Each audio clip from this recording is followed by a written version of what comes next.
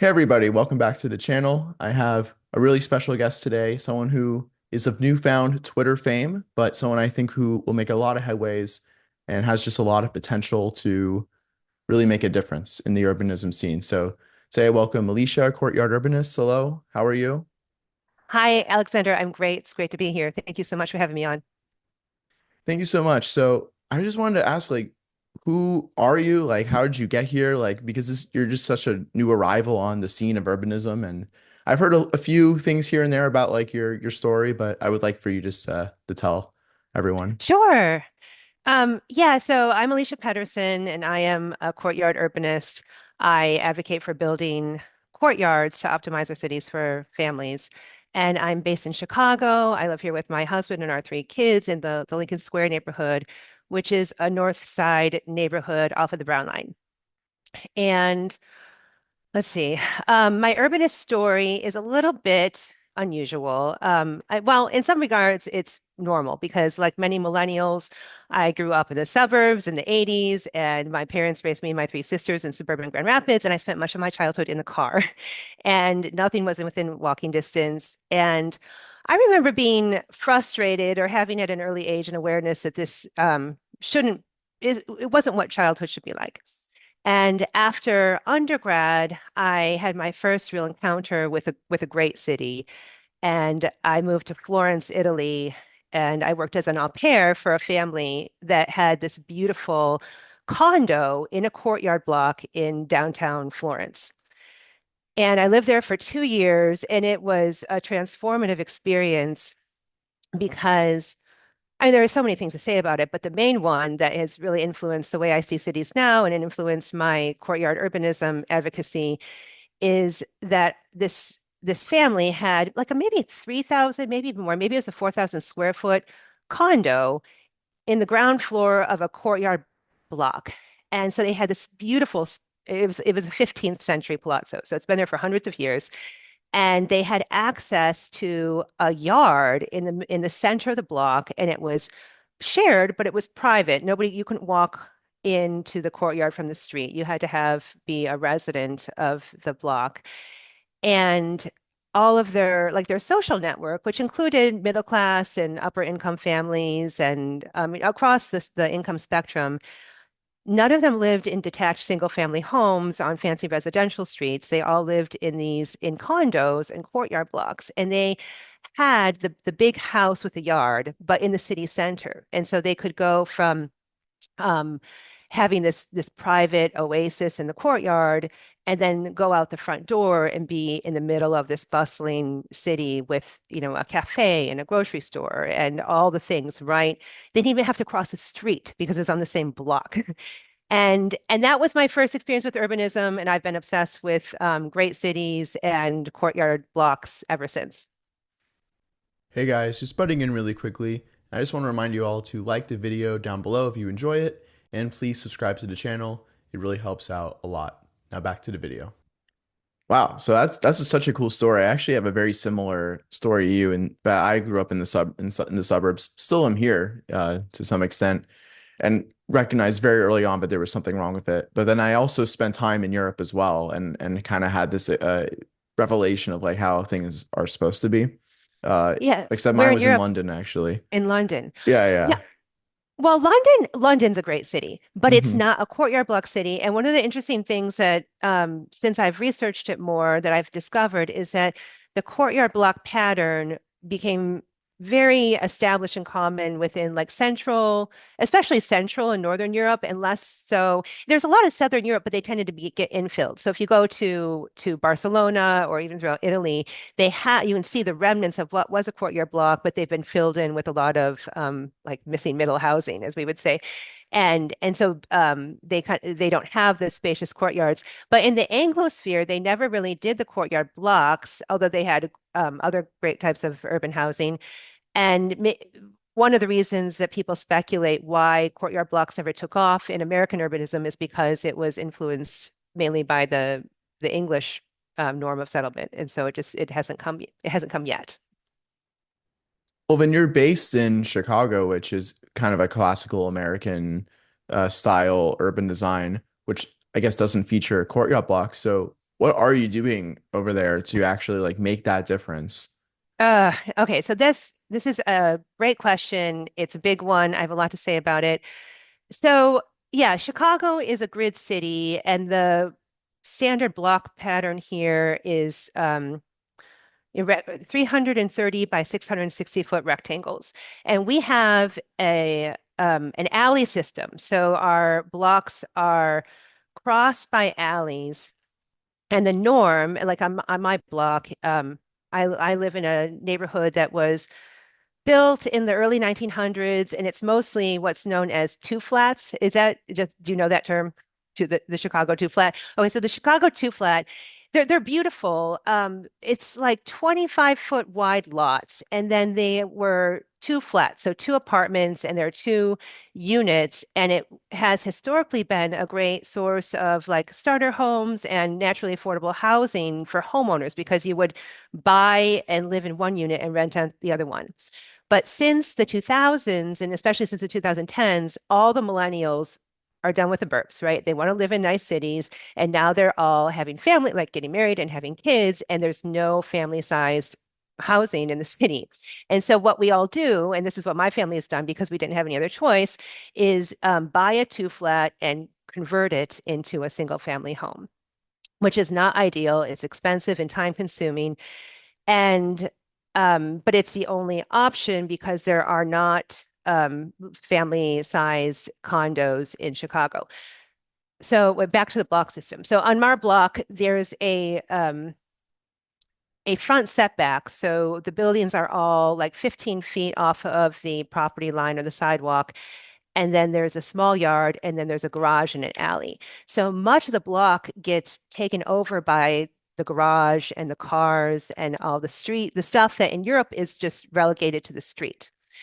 And so I would like one of the long-term goals would be to establish a new courtyard block pattern, which would move building the building flats, or the parcels up to the property line, have lots be wider and shallower, and discontinue the alley system so that the buildings are built wall to wall right up to the property line, and then have them built 4 to 6 stories like they have in Europe. And then that's how you would convert a classical Chicago block into a courtyard block. I mean, that would require blocks that have a low land value and that there was a good opportunity and economic opportunity to convert them.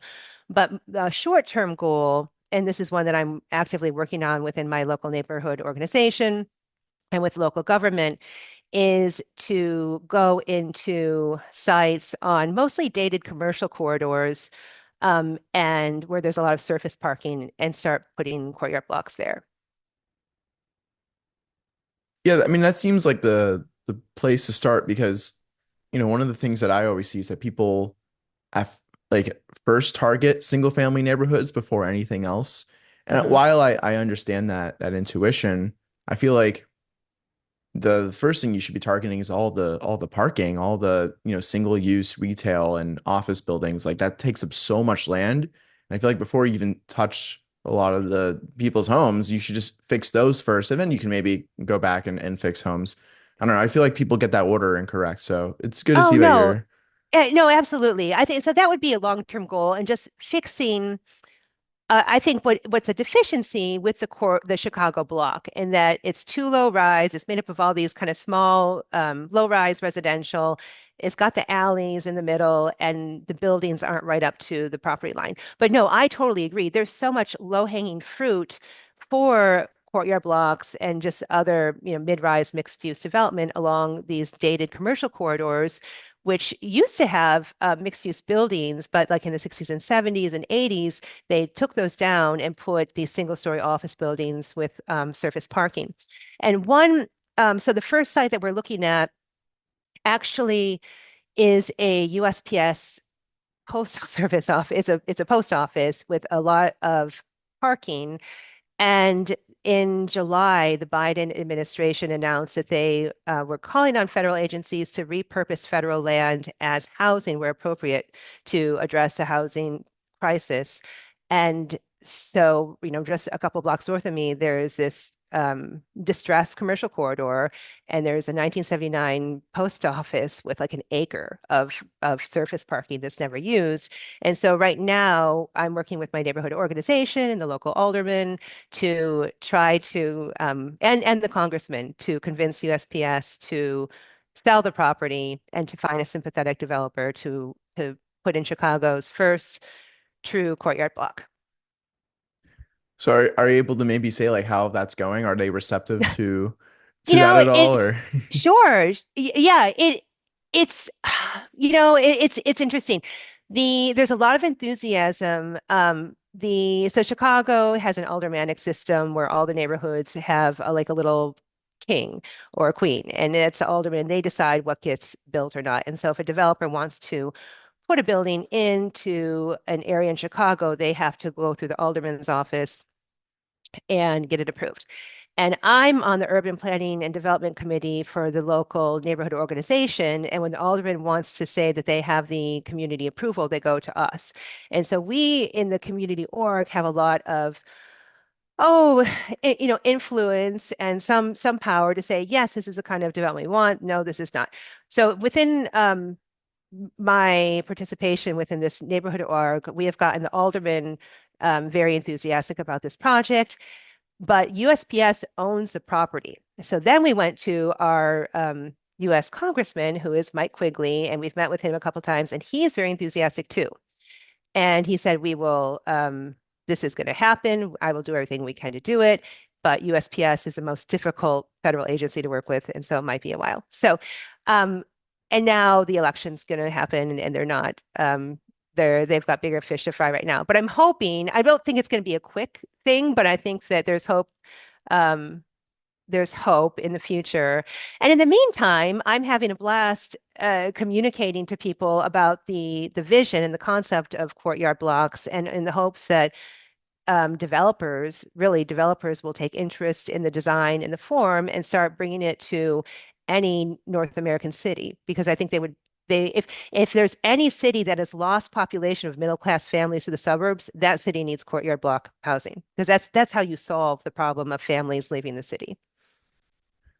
well, absolutely. So just going then into more of the courtyard science, and you were mentioning how families want larger homes in the cities. So are you imagining like three-bedroom condos, three-bedroom apartments in these courtyard blocks? Is that the I'm thinking? I'm thinking, well, I'll say what I've seen in Europe, and yes, there's a lot of 3 and 4 bedroom condos, and there could be a unit mix of units of condos and rental units. But I think that if it's going to attract the families who are leaving the city for the burbs because, well, so like in my neighborhood in Chicago, if you want to get a single family home, it's $1 million to $2 million for a single family home. And so your other options are buying a two flat, a multifamily, and deconverting it. And that also is increasingly expensive, or getting a 2 or 3 bedroom condo because they don't really come much larger than that. And these families are often able to make a down payment on a 600,000 home in the suburbs with a yard, but they can't make a down payment on $1 million to $2 million home in the city with a yard. And I think if we can build courtyard blocks with 4 5 bedroom condos with private yard access, then there are going to be families who would have moved to the burbs but are able to stay in the city because they can afford a condo of that size for, like the 600 to $900,000 range, which that's comparable for condos here in Chicago. It will vary, of course, in the area. But they would be able to stay in the city, which many of them want to do. I mean, I became convinced of this, the rationale for this, having had so many friends who were sick of living in their 2 bedroom condo with their family. They had another kid, and that was it. They were done. They had to give up because they couldn't find a 3 or 4 bedroom condo or house in the city. I think those are the families that the city is losing for no good reason, or just for the reason because they don't build good multifamily housing. Okay, so then what I would want to ask then is like, density wise, what are we talking about then? So is it like a little bit more dense in a single family neighborhood, but just maybe a better arrangement? Is it a lot more dense? And then the other thing is the actual size of the courtyard, because sometimes I see courtyards even on your Twitter page where I'm like, okay, yeah, that looks pretty cool, but that's a massive, massive courtyard in the middle of this big city. That's just a big green space, which, again, it's cool, but I don't know if that's the most efficient way to house people in such a dense city. So, yeah, any Yeah, thoughts on no, that? though, yeah, those are good points. Let's see. The first one was density. Yeah, so density is important and it's it's difficult because I think that if you want to make families comfortable with living in the city, you can't do tower level density. You need to do mid-rise density. What was normal in European cities for, forever before high rises became possible and reached new levels of density. So I think like the density level of Copenhagen or Prague or Vienna or any of these European courtyard cities would be, I think American families would do those. Um, be comfortable with that level of density. Now, for the space, that's, you know, that's an interesting point too. You're right.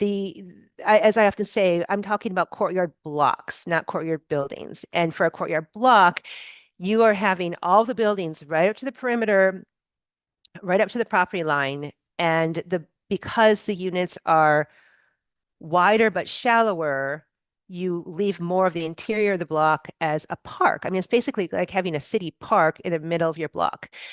And I think that the level of density would be greater than it is now in Chicago because most of, at least in the north side, it's low-rise residential blocks where you have, oh, I don't have the numbers, but I think because you'd be going up higher, you'd be going 4 to 6 stories up instead of just, one family, one household per lot. You would have more density, but the space in Chicago, it's not like the space is currently devoted to housing. Right now, the space is alleys and garages. And it's saying instead of having alleys and garages, let's put the cars and get rid of the alleys, put the cars somewhere else. We can talk about where the cars need to go. And but have that inside of the block be a courtyard, be a shared yard that would allow these families to have what so many families need, which is a private, but private but shared yard space. So, where do the cars go? Yeah, well, so that's a big question. And I've talked to a lot of developers about this and city planners, and they're like, I would love to live in a car-free city. I would love not to need a car, but that's not I would say when I first moved to Chicago, I did not have a car and I biked everywhere. It was fine. And I thought that you absolutely did not need a car. And then I had 3 kids. And I thought you absolutely need a car. There's no way you can not have a car in the city. And the cargo bike moms are just like of a different species. Like I don't know how they do it. And we have a car. We have one car, and we don't use it every day, but I feel like modern American culture we're still held hostage by car culture. And except for some very radical people, most families are going to absolutely want the convenience of a car. And talking to developers and architects, I think that the best solution for now is to put the parking lot on inside in the ground floor and have the commercial space frame the parking lot. And then top of the parking deck, you would have the courtyard rest on top of the parking podium, and above the commercial perimeter, you would have the residential. And that way you would tuck and kind of hide the parking lot in the center of the block, but beneath the courtyard, and have it be framed by, hopefully attractive commercial space that would be there for the residents to use in addition to having access to parking. So just a couple of things. One, the fact that you're in a family of five and you have one car and you don't even use it every day is a miracle. Yeah. In LA, that is just not what it is. You have to have like one car per person in the Yeah. household. It's just what it is. You can try your best, but it's just not going to work out. And then the other point to that is, so do you imagine that every single courtyard block would have a first floor mixed use or commercial slash office space? Because wouldn't there also just be some courtyard blocks that are just purely residential, in a quieter part of the neighborhood? Maybe I so what I have read when I read about how cities in Europe work and my experience of being in great European cities is that the point and purpose of urbanism and of great cities is to put residents in close proximity to the places that they want to go to. And when I lived in Florence, I noticed that every block is kind of like a microcosm for the city. And so every block had a little bodega and a pharmacy and other shops. And it wasn't that they were not totally self-contained, but there was a degree of that. And that kind of radical convenience is what is missing in most, and I think all American cities. Maybe there are places in Manhattan that are as convenient as Paris and Florence are. But I I think that the integration of residential and commercial is just the high point of urbanism, and that should be a goal. I don't know what it's if we build a lot of courtyard blocks, maybe they'll be a good reason. I know that the commercial brokers are against it. They think brick and mortar retail is dead, but I think that if you do good integration of commercial with residential, it will benefit those brick and mortar retail. I mean, you don't see commercial vacancies in down in these courtyard block neighborhoods in Europe because they have the customers living right above them. And who's going to order something off of Amazon and wait a day or two when they can go downstairs and get it from the store that's right there? So I think I hope that they'll be properly mixed use courtyard blocks. Yeah, I mean that makes sense to me, and I think I'm agreeing with like pretty much everything that you're saying. But surely at some point you've come across someone that's disagreed with you, and I mean, has that been an obstacle yet at any point in this journey for you? Yes. I mean, so this journey. I mean, I have been stewing on this for a decade, just like being a mom, a millennial mom in the city, and having three kids here, and like my neighborhood in Chicago is super walkable. My kids walk to school. My husband takes the train to the Loop for his job, and we use the car to go to like Target and Home Depot, and when we go to visit family out of town. So it's a very, very walkable by American standards, but it's nothing like Europe.